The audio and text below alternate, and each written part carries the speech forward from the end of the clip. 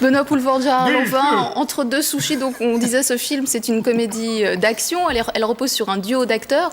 Vous êtes reparti dans des références, je ne sais pas, comme La Chèvre, Les Compères. Les références qu'on connaît tous, oui, bien sûr, c'est... Ah, non, attends. C'est une volonté absolue de notre part de faire des films de ce genre, excusez-moi parce que ça commence, en se servant de ces références qui sont pour nous essentielles. Et quand vous avez accepté les rôles, vous saviez que ce serait avec ce partenaire-là ? Non, je ne savais pas.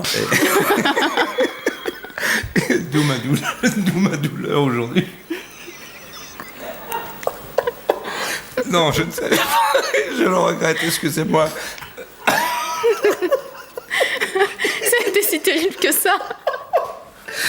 Non, pas terrible. Non, pas terrible, vous voyez.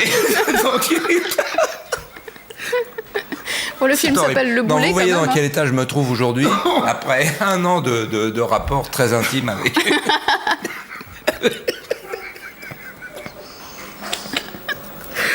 C'est ce qu'on appelle... Bon, reprenez un sushi, ça ira peut-être mieux après. C'est horrible. Je ne sais pas lequel des deux peut parler.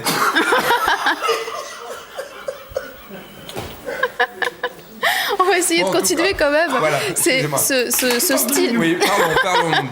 Ce style de film, cette comédie d'action, il y a Le Raid qui est sorti sur les écrans il n'y a pas longtemps. C'est un retour d'un style dans le cinéma français actuellement. Ça fait une tradition. Une tradition. Oui, c'est le retour du jeu. C'est horrible. C'est le retour du genre populaire. D'accord. Mais c'est dans le but de concurrencer le cinéma américain. Les gens heureux, regardez. Vous avez l'air fatigué. Un peu fatigué, oui, un peu fatigué, mais enfin tout à fait ravi d'être avec vous ce soir et de parler du Boulet. Allons-y. Le but de ce genre de film, c'est de concurrencer le cinéma américain ? Non, pas du tout. Le but de ce genre de film, c'est d'être heureux ensemble. C'est la preuve. Non, c'est de faire plaisir au spectateur et de lui amener, parce qu'on nous le permet ou nous l'autorise, un producteur, en l'occurrence Thomas Langman, un grand film populaire de tradition française, avec des références évidemment, mais le seul but de ce film, c'est de vous faire sourire, rire, et voilà, il n'y a pas plus de prétention là-dedans. Mais c'est un spectacle avec beaucoup de moyens évidemment, parce que le public le demande, et qui met en valeur ce couple étonnant que nous formons tous les deux.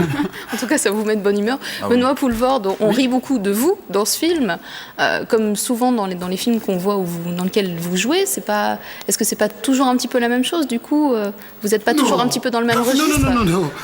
Non. Enfin, moi, j'ai sûr de lui, c'est un fait.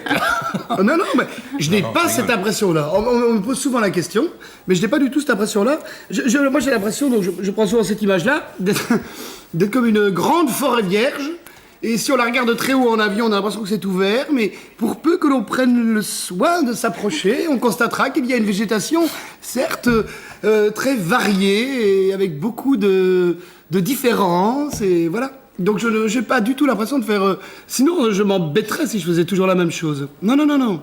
Gérard Lanvin, vous par contre, vous passez de registres très différents, films d'action, ou le registre beaucoup plus sensible. Il y a un domaine dans lequel vous vous sentez plus à l'aise, ou au contraire Non, les deux domaines me vont. À partir du moment où on me demande et qu'on me le propose, j'en dispose. Si je le sens, je le fais. Mais pour ça, il faut des partenaires. Hein. Donc moi, je n'ai fait le Boulet que parce qu'on m'a autorisé à penser à Benoît, et que sans Benoît, je n'aurais jamais fait le Boulet. Parce que le problème d'un tandem et d'un duo, c'est bien évidemment cette rencontre. Elle est aussi la rencontre qu'on a eue tous les deux.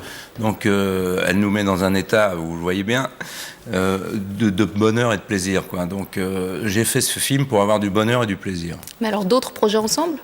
Certainement, oui, certainement. Un enfant, peut-être ? Oui, une villa au bord du lac. Des projets cinématographiques ? On aimerait bien, on fera quelque chose ensemble, c'est certain. Ouais. Et puis on a un autre projet, un autre scénario qu'on nous a proposé, mais il est en négociation. Ça dépend pas toujours des acteurs, enfin ça ne dépend d'ailleurs jamais des acteurs. Mais on attend, on est un petit peu les enfants des familles des autres. En tout cas, merci beaucoup d'être venu sur ce plateau. Je vous laisse tranquille. Vous pouvez donc terminer les sushis en toute tranquillité. En toute Merci. quiétude, mais ils sont très bons d'ailleurs. Hein. Ils sont magnifiques, magnifiques. Monsieur... Ils sont roulés sous le bras. C'est tout. Ils sont vraiment très bons, vraiment. Merci. Avant de se quitter, on jette un coup d'œil sur la couleur du ciel. Demain, la couverture nuageuse devrait progressivement augmenter à l'ouest et au sud. 1 ou 2 averses sont d'ailleurs attendues au sud des Alpes. Les températures, elles, seront en baisse avec 1 à 5 degrés aux aurores et tout au plus 13 à 14 degrés l'après-midi sur le plateau, sans compter qu'une bise modérée augmentera l'impression de fraîcheur. En fait, c'est en vallée centrale qu'il fera certainement le plus doux. Vu que l'on prévoit 16 degrés à Sion et que la bise ne souffle pas en Valais. Dimanche et lundi, probablement peu ou pas de bise, mais encore une nébulosité changeante à l'ouest. C'est difficile de terminer avec vous. Ainsi qu'en Valais, et franchement nuageux avec quelques précipitations sur le Tessin. Voilà, on va terminer ce 23-15 comme ça. Merci beaucoup de nous avoir suivis. Prochain rendez-vous avec l'info, c'est demain 12h45. Très bonne nuit et très bon week-end.